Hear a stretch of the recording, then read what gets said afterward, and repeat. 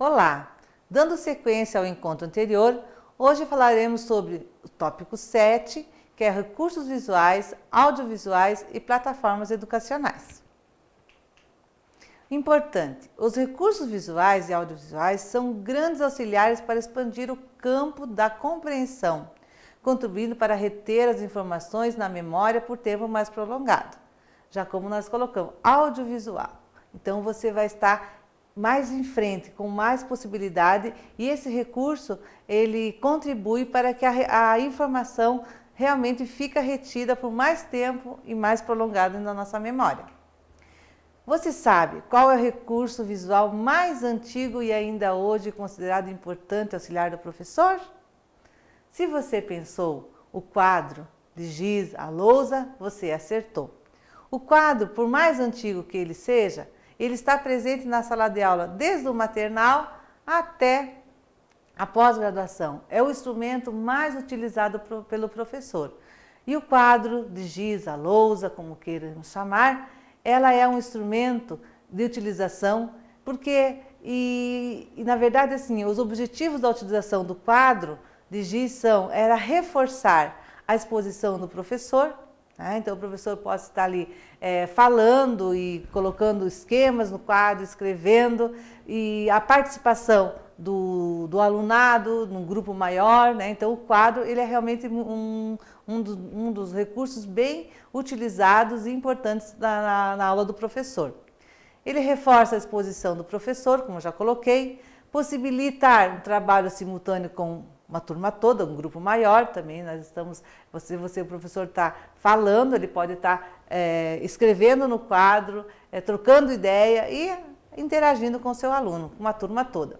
Facilita a sistematização do conteúdo, esquematizar o conteúdo no início e no fim da aula e fazer comparações. Então, se o professor dispõe de um quadro, de uma lousa, de um tamanho que favoreça ele começar a sua aula e daí terminar e fazendo o esquema, explicando e fazendo as comparações, ele vai ser um instrumento de grande utilização para que o professor consiga atingir o conhecimento que ele está passando para o seu aluno. E dicas para o uso do quadro de giz. Então o professor não pode chegar lá na sala de aula, o quadro está meio fosco, ele vai lá escrever. Então ele tem que apagar bem esse quadro, tem que estar limpo. Então, já diz, um recurso audiovisual, então ele tem que estar preparado para que ele possa estar sendo usado pelo professor.